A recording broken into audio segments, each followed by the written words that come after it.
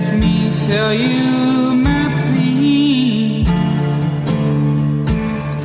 Well, welcome back to Blow and Win with the Great Southern Brain Fart. This time around, I am super excited to have the amazingly talented Dorian Sorriaux, who has, since 2011, been known best as the guitar player for Swedish rockers Blues Pills. Dorian recently recorded and released an EP of folk music called Hungry Ghost, and I am just excited to have him here to talk about music, to talk about the solo album, to talk about Blues Pills, the weather, whatever it is he wants to talk about. So with that being said, Dorian, welcome to Blow and Win with the Great Southern Brain Fart. Thank you. And thank you very much. And thank you for not being scared off by the website name. Oh man, I love it. I get a great vibe from it. It's awesome. Well, I am so glad. So, well, obviously, you know, I have a long history with Blues Pills. I've been following you guys since the very beginning, since I first heard the Bliss EP, and ever since then have been a I guess I could say I'm a Blues Pills addict.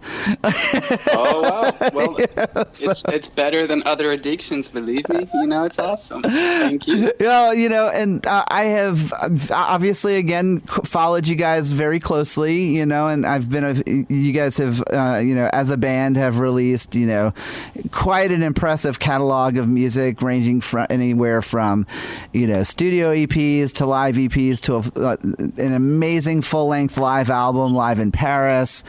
You know, Lady in Gold was one of my top albums of the year, and I was a little taken back when all of a sudden I heard that you were making a folk record, and I said to myself, and this is coming from a guy who's a folk singer himself, and I'm like, how good can a folk record be from the guy who plays guitar in Blues Pills? Because it's really not folky, you know?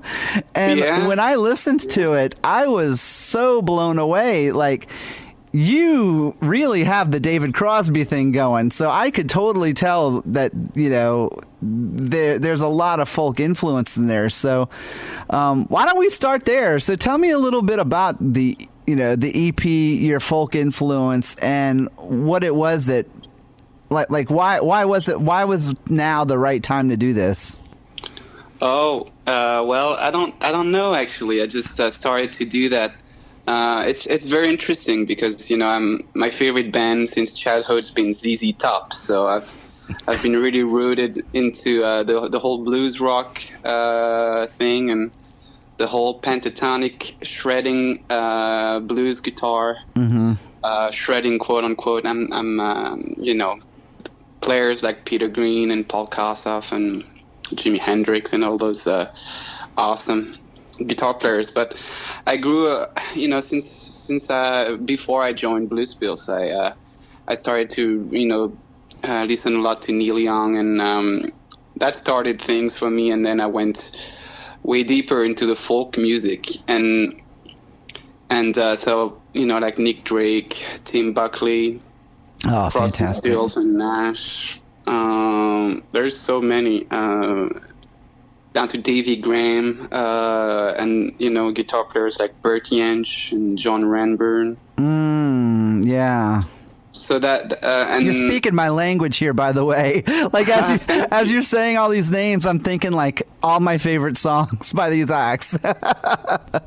So yeah, so that started to be more and more my thing, and so eventually I also started to write songs. I'm not very much of a riff guy as far as songwriting goes. I mean, I can do some riffs, but I need a melody to make the whole song like something, you know, from scratch. Right. And I just started to do that on my own, and yeah, the Hungry Ghost EP was just kind of like the 4 tracks I decided to record, and then I just released it out of nowhere. That was kind of a scary thing for me, and then I just started touring, and I have a bunch of other songs that I'm very looking forward to record. Yeah, it was really exciting to me because, like I said, when I, you know, I know I tell people this. I say this in just about every interview, especially or every conversation. Whenever I love a band, like I want everything from that band, including the side projects, this, that, and the other. So when I saw you kind of breaking away to do this folk thing, I was so like just taken back by it. But in listening to that album, I didn't one time think about Blues Pills, like because it was such its own thing. Do you know what I mean? That it like if somebody would have played that for me and not told, I would have never thought like, oh, that's Dorian. Do you know what I mean? Which I loved. So it's really kind of like this other side of you that got to I don't know. It's like it got to shine through, and you got to be in control of it. So in a band where you don't have as much control to going to having all of the control, what kind of feeling was that for you, artistically as well? Scary. Yeah. There was some well liberating and scary as well too, because I'm very proud of the records and the music I've done with Blues Pills, and we toured so much around those. It's a repetition of the same songs, and slowly I just wanted to do something that was definitely in just my own creativity going through, and for me, I'm not a rock singer. I just don't have that feeling. It just felt very a different thing to express songwriting with an acoustic guitar, and just let all those other inspirations that are not Led Zeppelin and Jimi Hendrix, that are way off and much less known as well. Most people don't. If you say Bertie Ange, they're kind of like, Bert what? I don't know. It's he's not even he's from some of the he's well known still, but it's just like when you say Fleetwood Mac, people automatically assume like, oh, Stevie Nicks and Lindsey Buckingham, and you're like, nah, man, Peter Green, dude. Exactly. So there you go. And Peter Green left Fleetwood Mac. He probably was bummed up. I mean, it's so funny because I wasn't even aware of that era of Fleetwood Mac until I became friends with Jonathan Ram from Graveyard, and he turned me. Him and I are good buddies, and awesome. I love Graveyard. Oh, those guys are so fantastic. They're such nice guys, and like I said, Jonathan's one of my good friends, and we've been good friends for years now. And but when I first met him, he was just like talking about that Peter Green era Fleetwood Mac, and I'm like, I don't know that I've ever really given that a listen. And he's like, oh, you need to listen to the Boston Tea Party show and all this stuff, Oh, yeah. I was like, and all of a sudden I was like, oh, now I can get behind this Fleetwood Mac. This isn't the other crappy radio version. This is the good stuff. Yeah, it's a totally different band. It's so funny. It's the same name, and yet, Well, it's so funny because it's like Journey. Like if you ever listen to like the first like 2 or 3 like Journey albums, they were like they were a prog band. Like they were a prog rock band, and then all of a sudden, Steve Perry came in and they kept the name, but they became like a pop rock band. So it's like you said, it's the same kind of, it was like 2 completely different entities, Yeah. Actually, it's funny. The first album, the first Blues Pills album, I remember I played on the SG. That's Jonathan's SG. We don't know each other, but it's the same. It's the same producer, Don in Gothenburg, and I was running out of guitars actually at that point, and so he brought that SG, and that I think it's a '69 SG. That was one of the best sounding guitars. Oh my God. So see, this is great. So now it's all very like cosmic. We're all now, you and I and Jonathan are all connected by a guitar. Full picture. Full circle here. Thanks to the guitar. Are good. I wouldn't mind having my hands on a '69 SG. you, to be honest, man. I bet that thing sounds amazing. Yeah. Oh, yeah.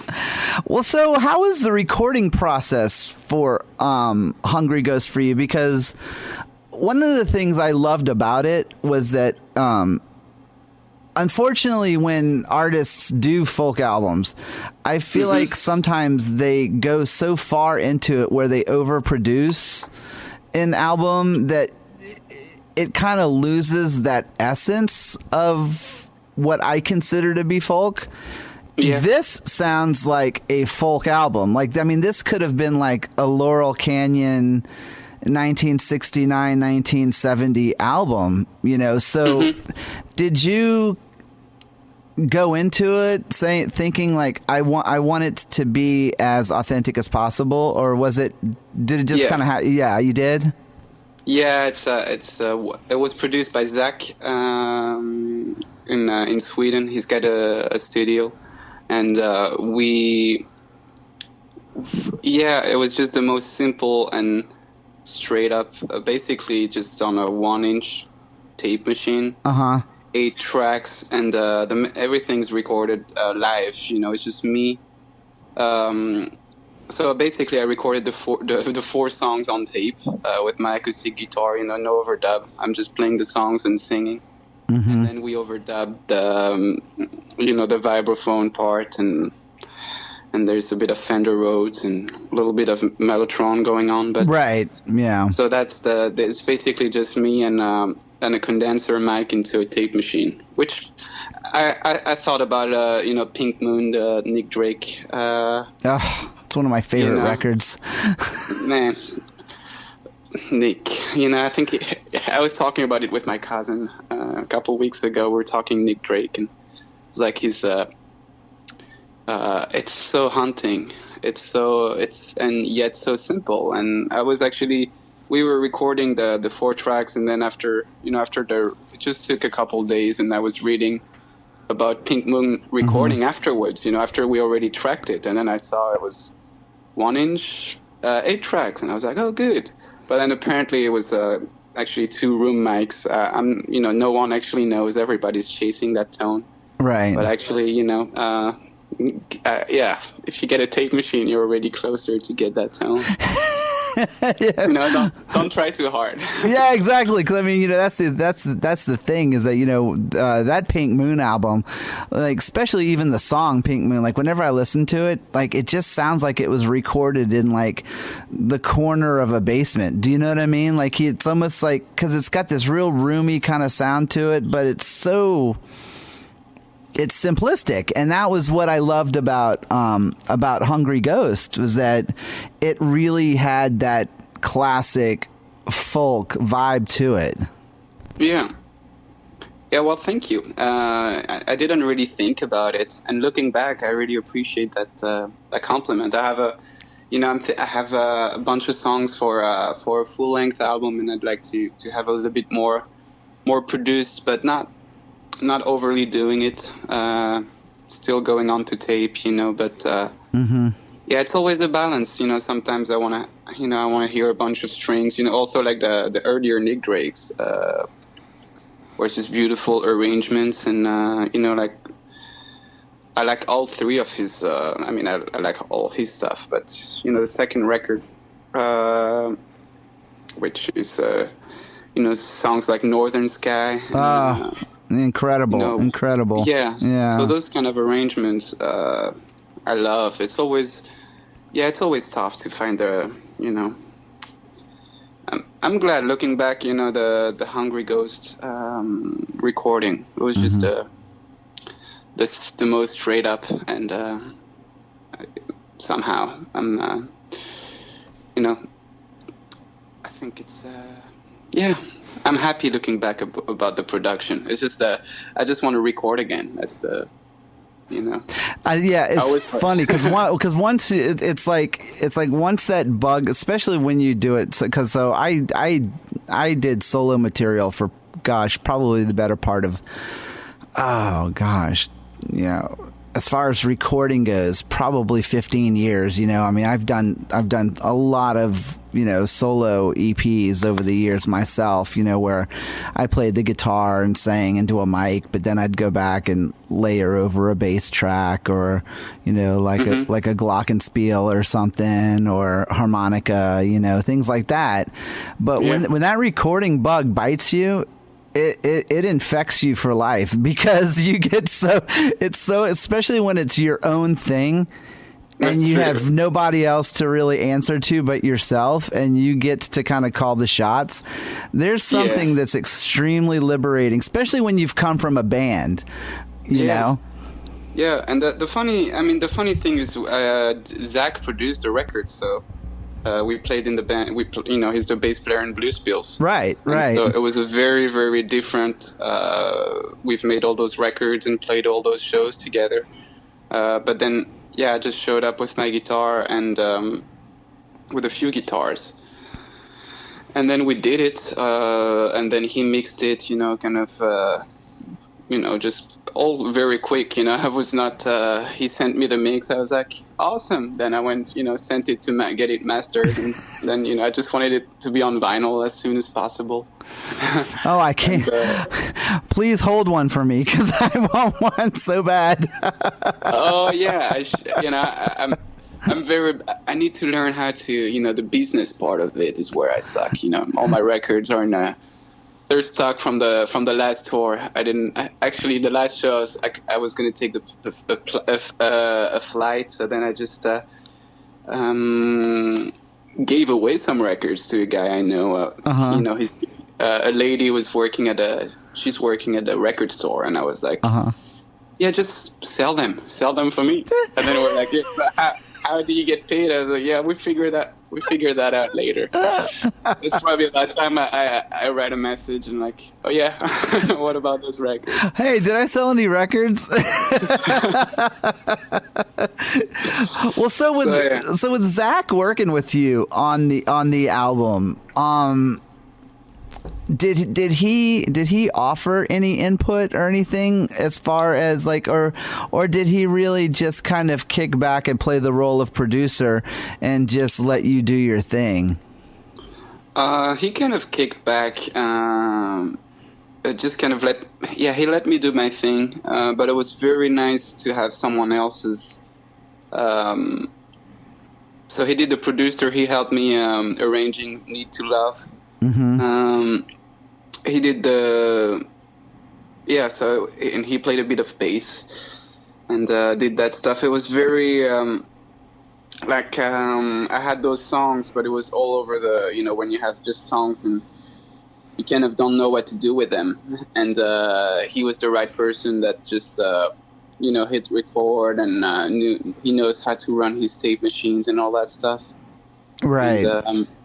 And so that was the because with Blues Pills, the records we made were really kind of produced, and in a very I really like the production on those by Don in Gothenburg, and he's a very involved he gets very into the he's, you know, like there's different kind of producers, you know, and he's very producing everything to where the songs should go, and rearranging and building things up. With Hungry Ghost, it was just it was freezing cold in the studio, and you know, just to keep the guitars in tune was hard, actually, because I play a bunch of weird tunings and you know, the fret buzz and stuff. And, you know, Zach would just be like, yeah, that guitar is just sounds a bit weird, so let's try the other one. And I was like, all right. You know, basically anytime if I did the take one, it was just one takes, you know. Maybe I fucked up the first, and then we'd have one good take, and I'd listen back and be like, yeah, all right, that's it. I love that, man, because it's so funny, because like I said, I'm such a David Crosby fanatic. There's a particular song, and I can't remember which one it is, but there's a song where he's actually playing the guitar, and you can hear the beads from his fringe jacket actually hitting the body of the guitar. every now and then. And I always thought to myself, like, what was that noise? And then I read somewhere where someone tweeted him about it, and he said, oh, they were the beads from my French jacket. And they were like, what? And they were like, why didn't you do another take? And he was like, because that was the best take, so we just left it in. You know, I love those kinds of things where it just captures the essence of the moment, you know, and which I thought was what was so, you know, magnetic about this album for me, was that, you know, being such a folk fan, that, I mean, I easily listened to it 3 times in a row because it just kept going. It was, you know, it was short enough that it would just keep repeating itself, but yet I just couldn't get tired of listening to it. I just enjoyed the sound and just the rawness of it. And, you know, you really nailed it and surprised the hell out of me, to be honest. So. Cool. Yeah, but yeah, I love that. You know, it's not always easy though to just do it. And then, you know, if the first Blues Pills record, I was overly, all those guitar solos and everything, I was the first Blues Pills stuff. And I learned from that as well of, you know, you want to do your best, yet you don't want to overdo it, because it doesn't matter. It's all about the song and how you know, the emotion you put through. Right. I think I'm not a radio, you know, nowadays I'm a little bit like, you know, you go to the grocery store and the music is going on, and I'm like, I'm the guy that's, you know, I get a bit sour about that. So do I. Like you're like when you're walking through and they're playing some like really, really corny song over the speakers, and you're just like, oh man, could they just not put something better on? I know. We're up all night to get stoned. Yeah. Can't you put Crosby, Stills, and Nash for once? That'd be cool. Like, yeah. or even just Crosby, or like Stills, or Young, or whatever, you know. Yeah. Anything except for the crap that they're playing, you know. The first Graham Nash, Songs for Beginners. Have you heard that one? Oh my gosh, it's Songs for Beginners and Wild Tales are 2 of my all-time favorite records. And another one is, have you heard Terry Reid? Terry Reid. The name sounds familiar, but I don't know that I've ever really listened to that. He made a record called Seed of Memory, and that was produced by Graham Nash in I think 76. That's one of my whole-time favorite records. Terry Reid, one of the best singers, I think. Like one of my favorite singers with Van Morrison. And I'm actually writing this down as we speak. Yeah, I've been trying to find that one on records for long on vinyl. I found it once in Belgium on tour, and then it was very expensive. But now, you know, I regret it not to buy it actually. What's the name of the album? Seed of Memory. Seed of Memory. Nice. Well, I'll have to look out for it though. So, but no, that's great. Like and like the David Crosby album. If I Could Only Remember My Name. Like, I don't know if you've listened to that one. No, I haven't. I'll check that out. Let me just tell you, if you know, I always tell people, I said, I feel like Neil Young gets a lot of the attention, but man, that album is by far, in my opinion, one of the greatest folk rock records of all time. Like his backing band was pretty much the Grateful Dead. Like it was like Jerry Garcia and Phil Lesh on bass and Billy Kreitzman on the drums, and then of course he had Neil Young on it, he had Joni Mitchell on it. Like it was like everyone that was part of that California folk scene at the time was. What's the name of the record again? If I Could Only Remember My Name. Oh, that's a good album title as well. I gotta remember that. It's a classic. It is a classic. I'll be sure to send you a link to it so you can check it out. But thank you. Yeah. But yeah, it's just, you know, like one of those albums that it's so hypnotic. Like when you listen to it, you just like by the time it's over, you want to go back in for another listen. you know? Yeah, those kind of records. That's awesome. So it is hard for me to believe that Blues Pills has already been together for 8 years. You know, is it 8 years? Yeah, 9 years? No, 6 actually. 6. Well, let me see. I'm trying to remember, because the first album came out in. So you put out 12, right? Well, you guys weren't out much longer before the Bliss EP, were you? Yeah, I basically joined on the Bliss EP. Okay, so that's what I was going to ask you. So tell me about your history with Blues Pills, and because I feel like you're kind of like you're the more mysterious, quiet member of Blues Pills that I want to get to know. So like, oh yeah. So how did your involvement with Blues Pills begin and progress over the years? Well, I don't know. You must have heard about Radio Moscow. Yes. Very familiar with this. Yeah, Parker. Yeah.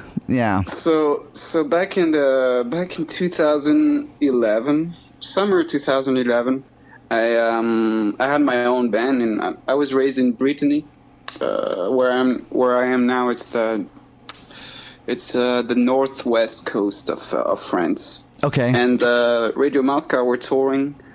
As they did back then, they still do. They toured, and Zach and Corey were in the band. It was like their last tours, looking back. But my band opened for Radio Moscow at the time, about an hour away from here, and so I was just there was just a power trio with my friends. You know, I was just playing blues pentatonic with wah wah and all that stuff, and I hung out with Zach and Corey, and just and that was it. And basically half a year later, I just started talking with Corey and Zach on Facebook, and they had put out the Bliss and the Black Smoke 7-inch, just the YouTube, those 2 tracks, right? And they basically offered me to play. They invited me to play in the band.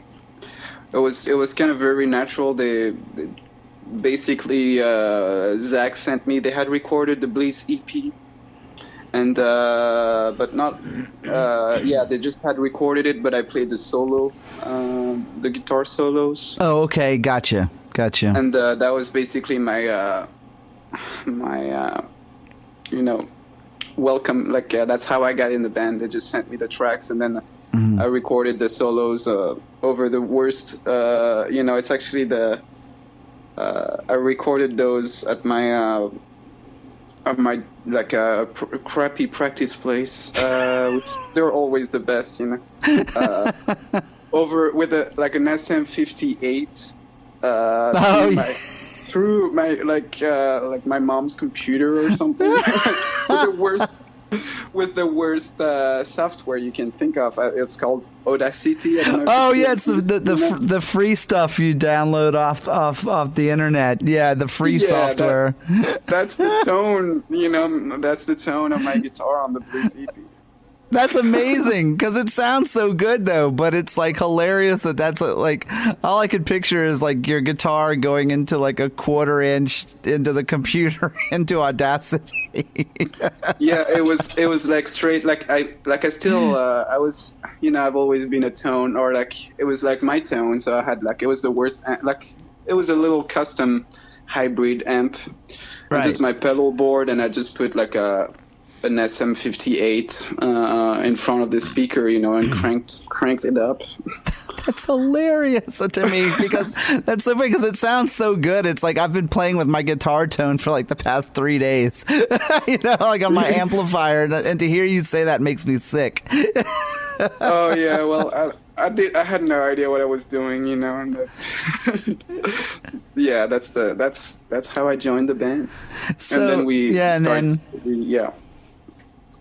then we did a lot of touring, or then we did just a couple small tours in Europe to get the word out there, and eventually we That took a while, actually. We got the record deal. Yeah, we got the record deal with Nuclear Blast about a year after that. And then a year after that, again, was the first album. And then we started bringing people to shows. Yeah, because I think, if I remember correctly, I think the first Nuclear Blast release was it was the Devilman EP.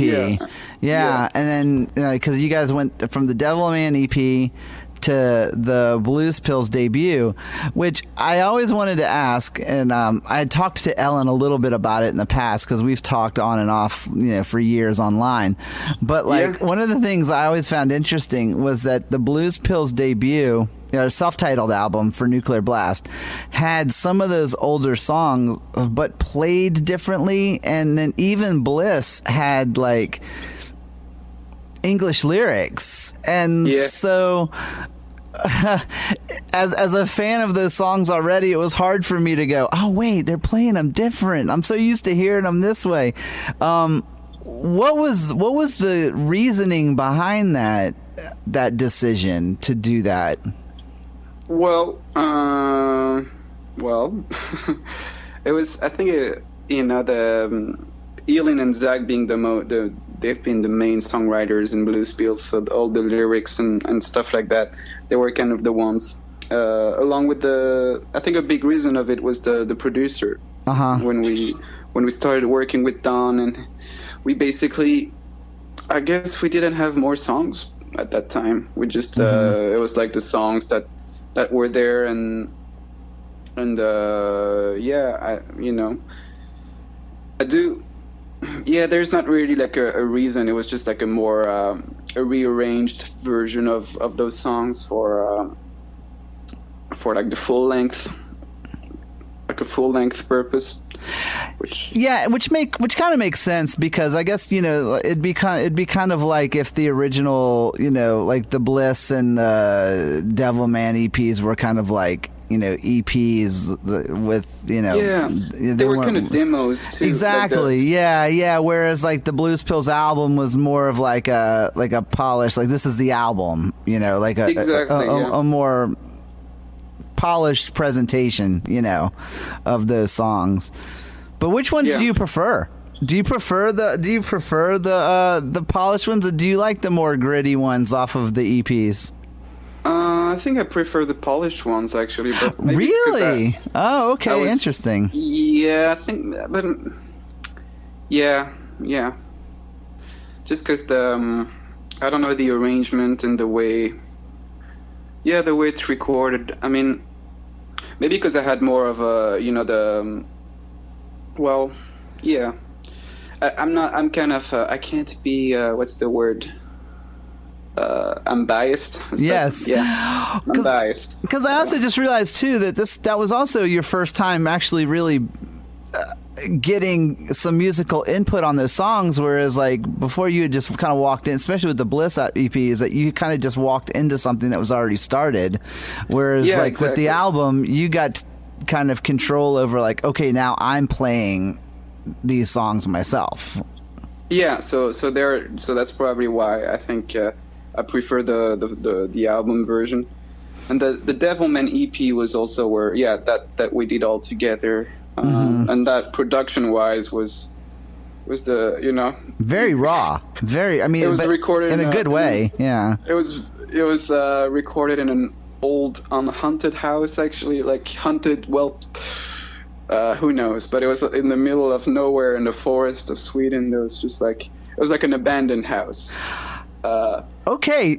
I'm going to make you stop there and tell me more about this, because this is pretty fascinating. So tell me about the abandoned haunted house that Blues Pills recorded an EP in.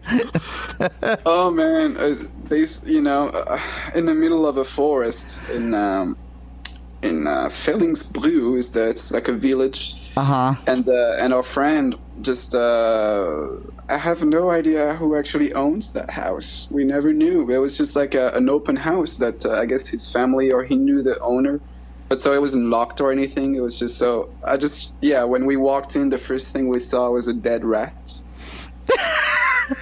like that. It was like a 2-floor house. So the first floor was just like a bunch of crap and like animals running around and stuff like that. And old keyboards and weird music stuff. And then the second level was a little bit more livable with where we recorded. We just set up the drums. That's where we recorded the drums and the bass there.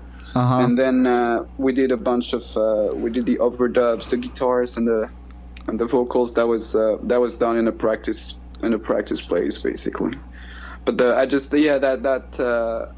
mean, after that experience in the house, like we spent a week there, and then I remember I left, and I think Zach stayed there alone to record the bass, which I feel, you gotta be strong for that, because I remember after that abandoned house experience, I had nightmares for like half a year. You're like Zach. I hope I see you again. But yeah, it got released on Nuclear Blast, and that kicked things off for the band. And so, which, by the way, that's a great story, by the way. And so, of course, we get the release of the Blues Pills album in 2014, which I had such high hopes for. Obviously, it did so well over in Europe. Yeah, I mean, God, it hit number 4 in Germany, and then, like over here in the States, it was like a flutter, and I was really holding out for like the Swedish Invasion, like I was waiting for you guys to come over here with Graveyard and just like own everybody or something, and then it just didn't happen. What do you think happened? I mean, obviously you said you don't feel like you have a strong head for business, but what do you think it was that kind of kept Blues Pills from invading America, so to speak? Well, maybe because it's hard to get visas and stuff like that. There's always the I would say, I mean, in one word, I would say scarcity in some ways. Just the fact that, I mean, we were doing so well in Europe. We just stayed in Europe. We went to Australia, 2013. That's the only time Blues Pills played outside of Europe. And I'm very surprised myself that I've never stepped a foot in the United States. And I have so many, American friends that I've met over the years of touring and everything. That which is why I can speak English. But I'm still myself. I'm like, I gotta go to the U.S. at some point in my life to play music. Like I don't care. I just want to play. I want to play my folk songs in the States now. You gotta come over to Atlanta, man. And if you come over and do a folk show, you can crash in my basement. We'll go get hot dogs and eat really bad American food, and like. Mexican. I'll go for a good Mexican restaurant. Oh, dude, man, I will send you back home 20 pounds heavier.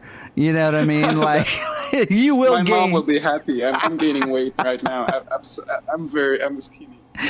Come hang out with me. I don't know if you've seen me, but I'm a little bit of a robust guy, man. So if you hang with me, I'll fatten you up, man. We'll take y'all. Sounds pretty good.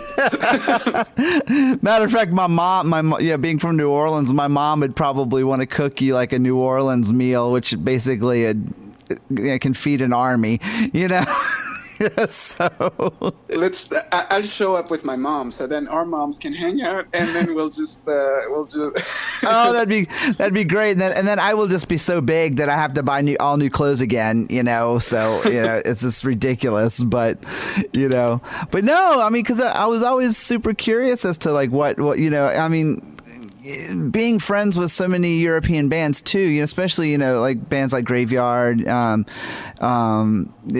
Blues Pills, talking to Ellen, and just in general, just hearing about how the complications of, I'm good friends with the Lucifer, Johanna Sedonis, and and just hearing the complications of coming over to the States, obviously it has to be lucrative, and like, you have to be able to make some money and not lose your shirt. But, well, actually, because Zach being American and, he did a lot of touring with Radio Moscow in the States, and it's just, from what I've heard, and, I'm sure it's true, is, I can see it on the map, is that, you guys, this country is very big compared to in Europe. You can tour, you can do a show in Paris, and then drive. It's just like it's 7 hours down to Madrid, or then you go to.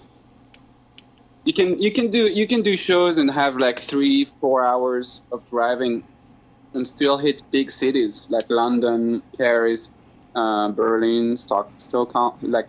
Scandinavia is a bit higher up. Right. Where I guess in the States it's like you do either the West Coast or the East Coast, or you get lost somewhere in between, which I would like to actually. Just. Just go get lost in the Midwest somewhere, and you're gonna be like, I have no idea where the hell I am. It's gonna be like death. I mean, it's the truth. I mean, even with my band, like, we talk about that a lot, and like, we kind of have this rule, just because, we don't do this full time, is that we'll do anything within a 6-hour radius, but a 6-hour radius for us here, like you said, here in Georgia, doesn't get you very far. 6 hours from here is North Carolina, so really you're only talking 5-6 major cities in a radius like that. Do you know what I mean? Like, that are actually worth playing music at. Whereas when I watched your tour schedule for the Lady in Gold tour, I couldn't believe how many shows you guys played. I was I didn't think that tour was ever going to end. I was hoping that it would end here in the States, but it didn't, Yeah. Well, we did have, offers to go to the States here and there, but it's the whole lucrative point of it, and also I guess you get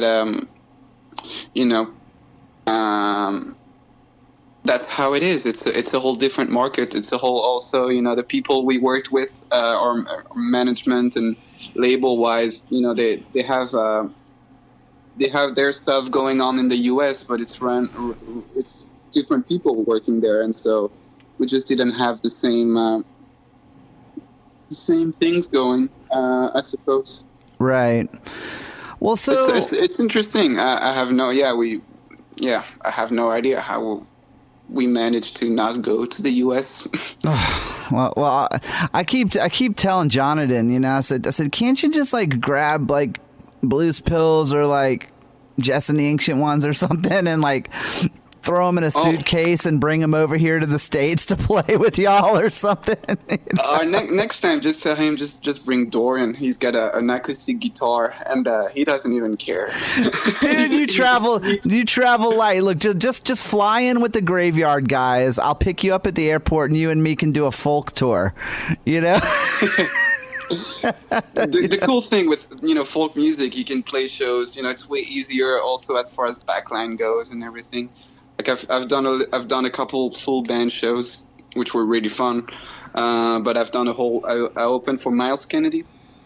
Oh yeah, very familiar. Yes, wow, okay. So I did a whole tour it was in July, about like 30 dates, and it was basically, he had a full band halfway through the tour, just a rhythm section, but it was an awesome tour, and it was basically rock venues, and he was touring for his solo record, which is also really blues based, and compared to Alter Bridge and when he plays with Slash and other things. Yeah, he's touring here in the States now with my friends. Walking Papers are touring with him. Yeah, I don't know if awesome. Yeah, so that's going to be that's really cool to hear, because I had no idea that's what his solo stuff was like. Yeah.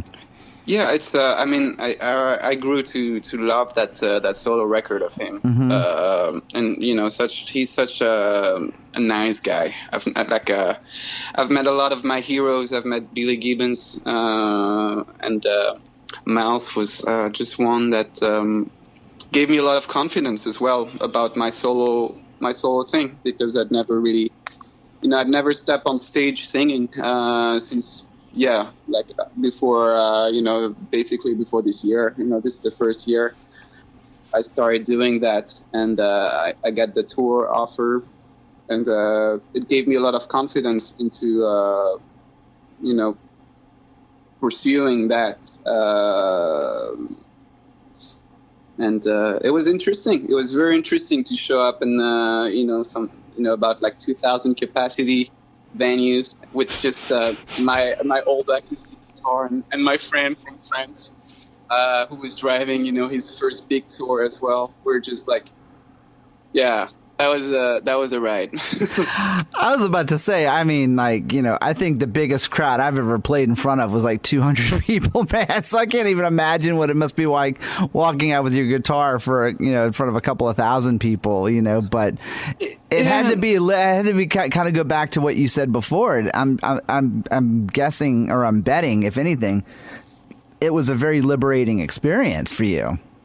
Oh yeah, I mean the first show I was super. Yeah, it was absolutely, it was the best shows. Basically, you know, like I was very nervous, but then day after day I just started to be more comfortable. It was also sound wise because it's just acoustic guitar, and I didn't bring an amp or anything, but I did have, you know, preamp, and just tried to do my best as far as sound goes. But so we do the sound check, and it would sound awesome. But then when the 2,000 people come in, and like in Dublin and Ireland or some countries, they like to drink a lot. So then I was the first act. So the you know, half of them is just talking, getting a beer, and clinking glasses and stuff like that. Yeah. And so then I couldn't hear anything on stage. And my friend, he was doing the front of house. Afterwards, we'd just be talking to each other like, yeah, what happened? You know. And then we're like, okay, let's try better tomorrow. Yeah, let's get you some monitors.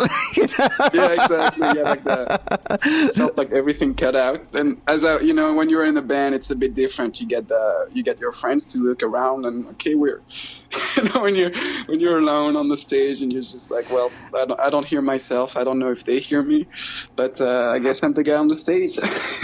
You know, it's so funny. That was the when I was doing solo shows. I remember one of my heroes is a songwriter from here in Atlanta. His name's Kevin Kenny, and I was talking to him, and he was asking me how the shows were going, and I told him, I said, oh, you know, I played at these coffee houses, and I played like, you know, 15, 20 people, and they all talk. And he was like, and he told me, he said, you know what? He said, whenever you go out on stage, no matter how many people are there, he said, play like you're playing to like 1,000, 2,000 people. He's like, because even if 2 people are just listening, yeah, they're going to get an amazing performance from you. And those are the people that the next time you come back, they'll bring a couple of friends, and then it'll just build. So he was just like, you know, never let an audience turn you off and just make you feel like, okay, I'm not going to play because no one's listening. He said, because there's always someone listening. So you have to kind of keep that in the back of your mind when you go out on stage and play, that even if the majority of the crowd doesn't seem to be into it, there might be one guy like 30 rows back that's like, I like this. You know what I mean? Like, you know.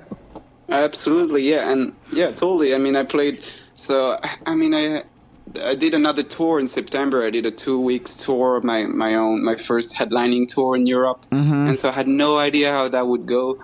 And it was very, you know, much smaller places, and yeah, the same amount of people, you know, like 10, 15-ish, a bit more, you know, for like the bigger cities. And before that, I played a book festival in Sweden. You know, that was very fun because it was like, you know, found by the government and very proper. It was just like a bunch of old people. Like, you know, I'm used to the rock and roll crowd. There's just just very, very old people, because it was a book festival, so everybody in their 60s, 70s talking about books. And so on stage, I tried to reference, my favorite poet and stuff like that. That's the book I know. And they were not reacting to whatever. I was like, afterwards, I thought like, oh, it's a book festival. But yeah, no. They were just listening, drinking their cocktails and, eating some food. And yeah, my name was on the bill. And yeah, I was like, I had a great time. It's so funny because I think the age ratio of our audience is anywhere from 28 to 65. So it's always funny. We always try to start our shows, pretty early, or try to get, so it's always awkward sometimes when we don't go on until like 10 o'clock or 10:30, and some people go, oh, why so late? Yeah. And I'm like, and hey, it's late for me because I usually go to bed at 10 o'clock. So, yeah, it's I like, know what you mean. but, well, so obviously you've been touring, you've been doing great with the solo thing. Blues Pills wrapped up a really extensive, God, we're talking almost 2 years on the road for Lady in Gold. It hit number one in Germany. It charted in Sweden. It charted in every country, just about, again, of course, except for the States. Yeah. But things seem to be quiet now. What's going on with Blues Pills? And are we seeing kind of a hiatus from Blues Pills? Well, what's going on? Well, I'm not quite sure because basically I decided it was just since I started doing I can't really nothing official, but basically I won't be playing anymore for a while on the next record. It was not very it's just like. Did you just say you won't be playing on the next record, or? Yeah, I will not. Oh. For some reason, it just happened. Basically, I guess they saw the passion I had going into doing my own thing. That it just felt like we were not on the same page musically anymore. Oh. Which I have, I haven't seen them in a long time now because, in a long time, not that long. We played a couple shows in August. It feels like a long time when you're on the road and music. August to November is a long time when you've just been when you've just done a year and almost 2 years worth of touring. To not see somebody for, God, you're talking what, August, September, October, November, you're talking 5 months almost. That's a long time to not see someone, especially when you've seen them every day for almost 2 years.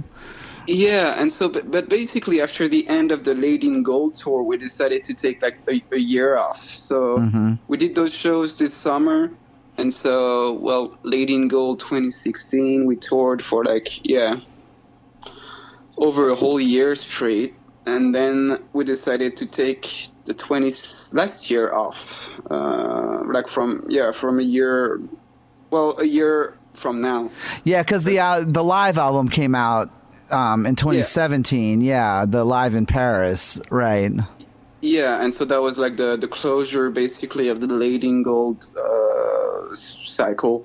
We did some shows opening for Europe in the UK. No, that was in Sweden. We did a small UK tour a year.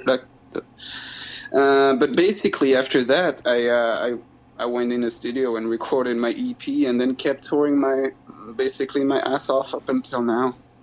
And it kind of came to the point where they have some songs.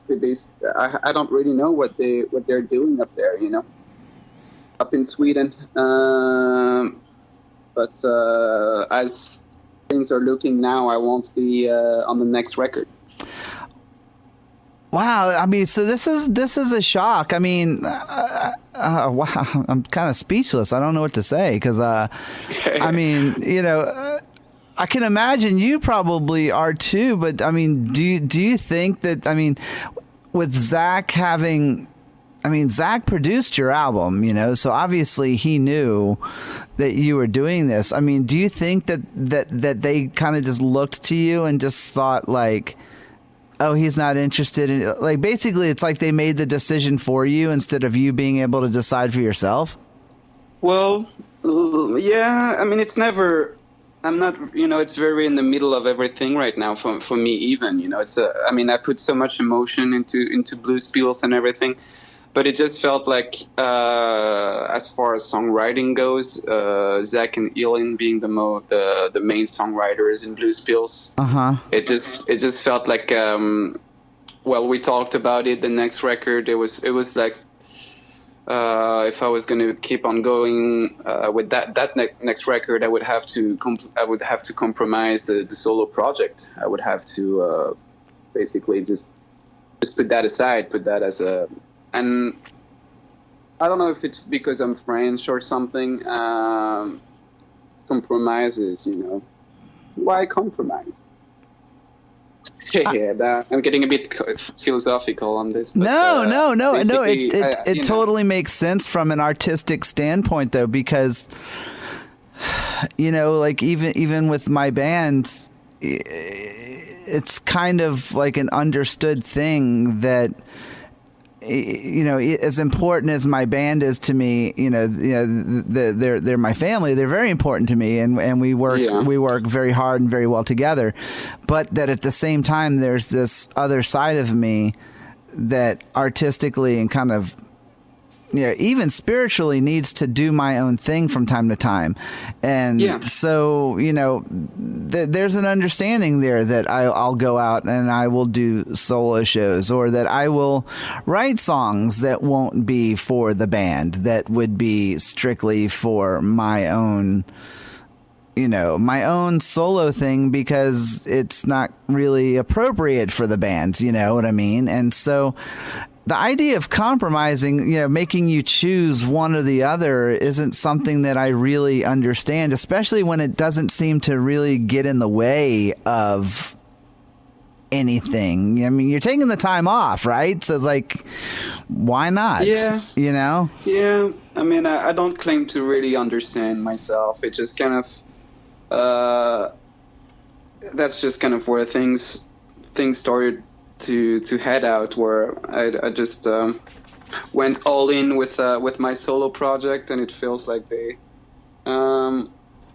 somehow being a band, like it was more like we, when we talked about it, that in the long run it would compromise, I'd have to choose, put that aside, and which I love touring, but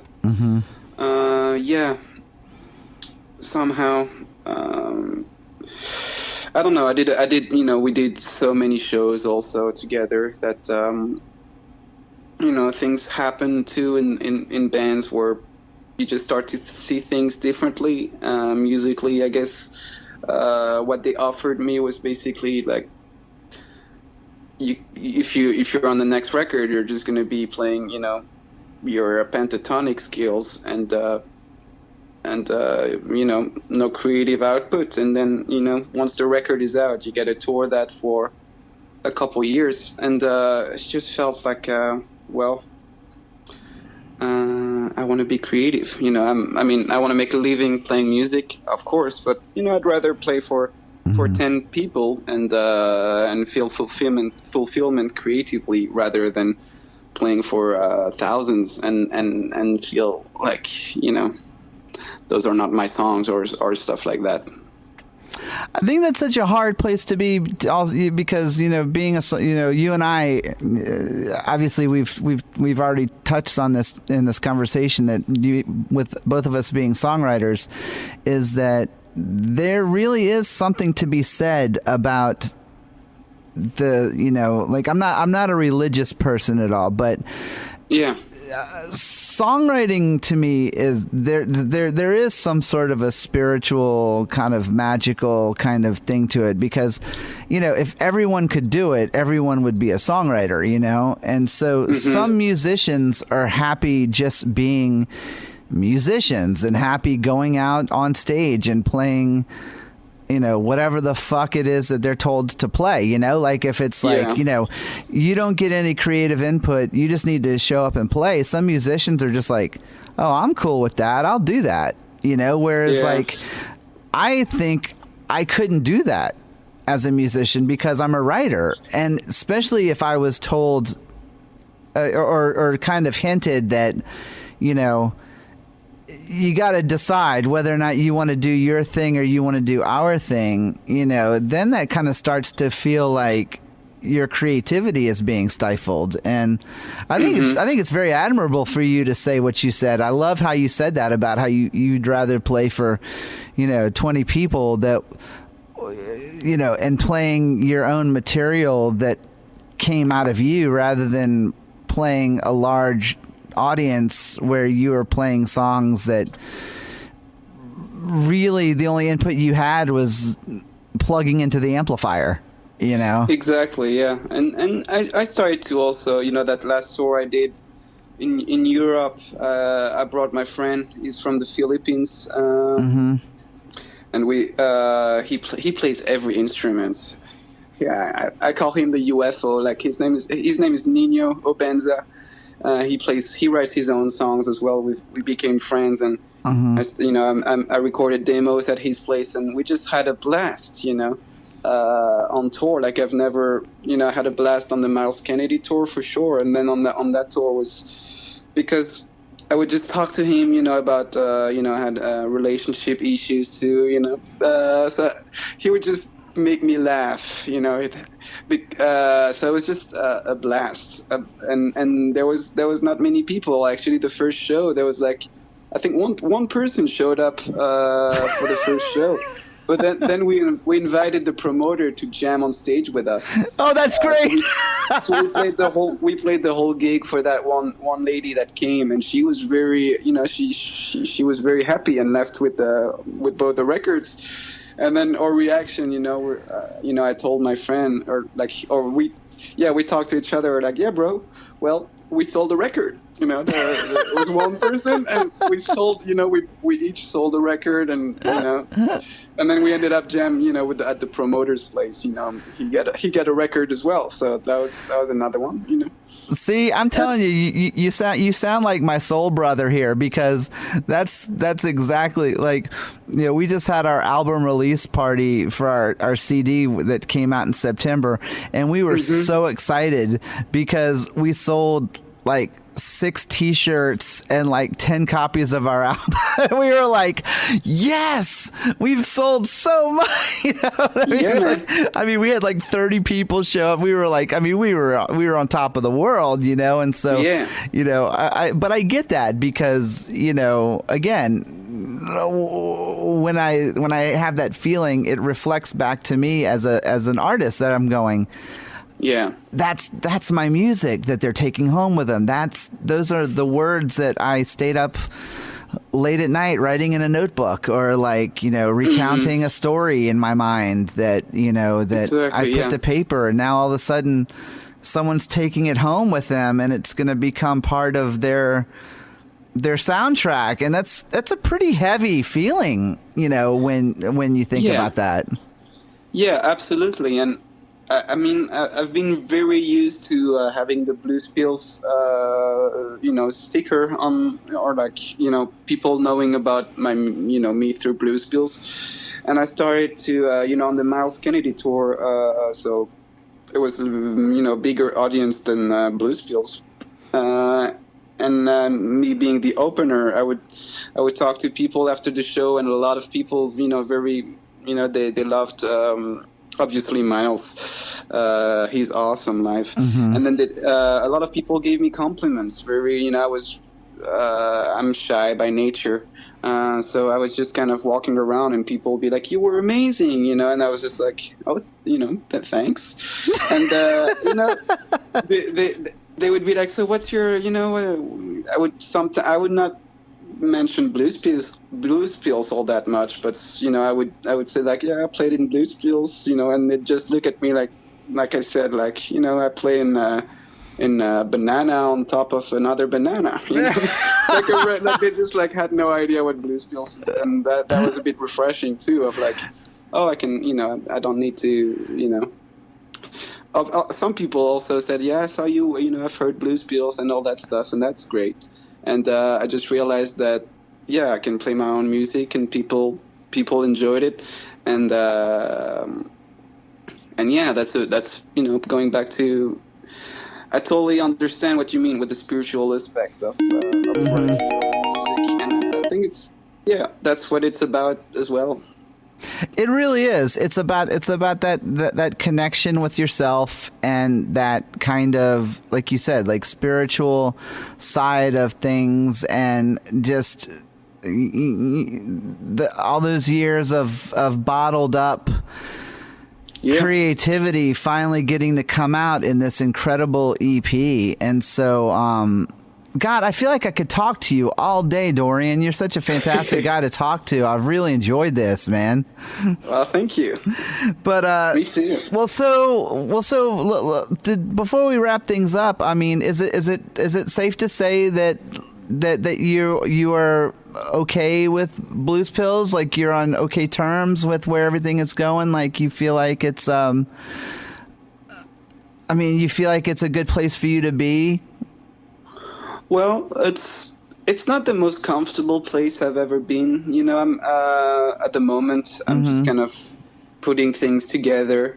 But yeah, I mean, I think it's for the best, of how things have been, and where things are going. It just kind of feels like, well,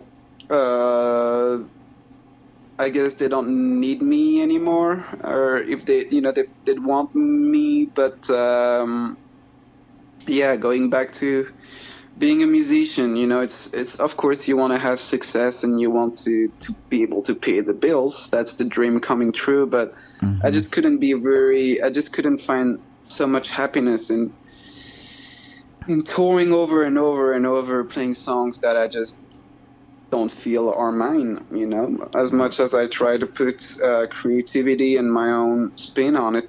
It just, that's where, so I do feel comfortable in that sense where things are going as far as Blues Pills go.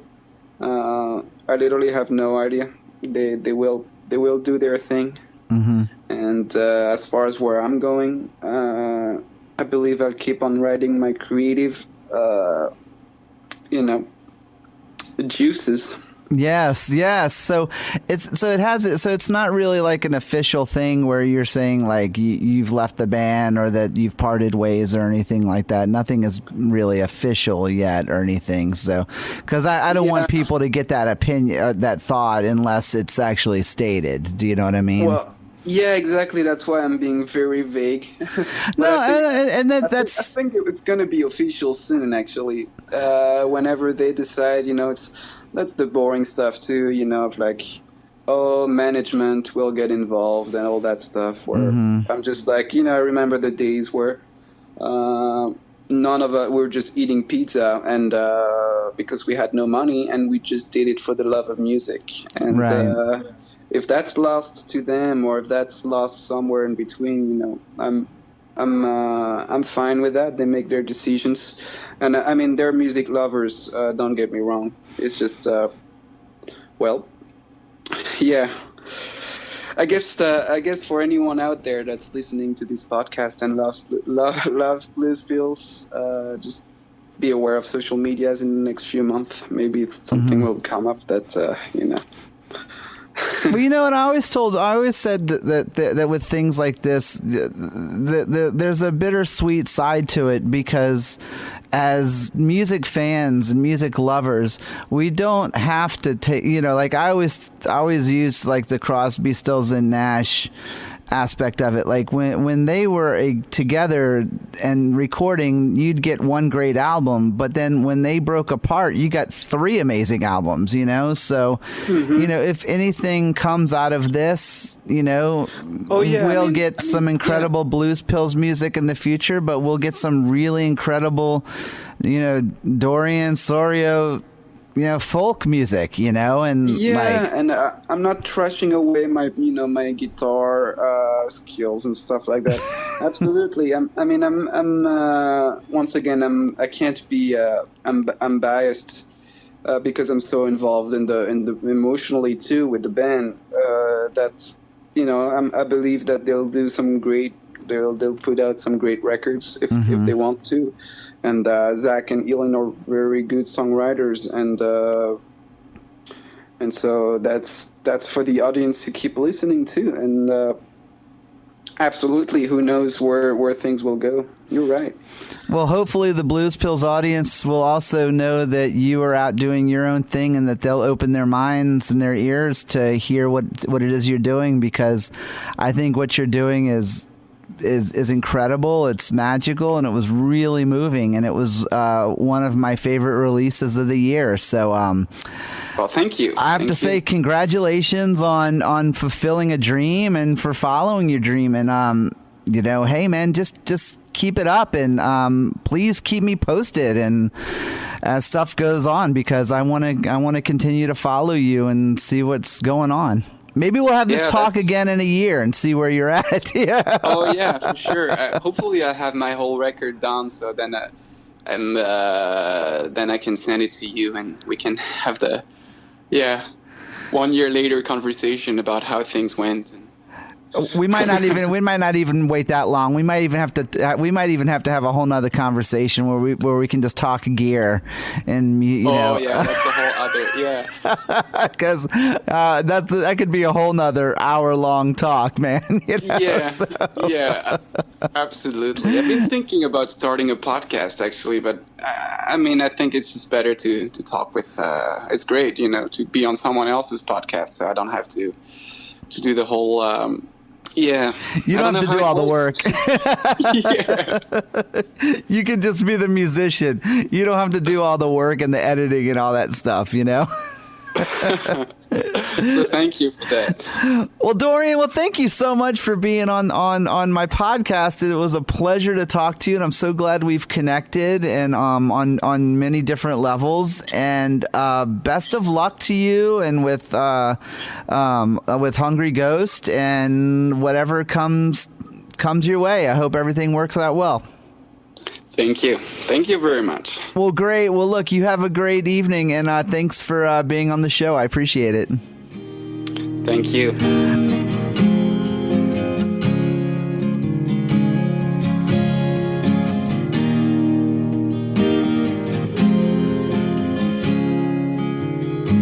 You hardly ever feel the need to love till you find the one that is reason enough. I saw you on the ground, you were laying down, crying our tears.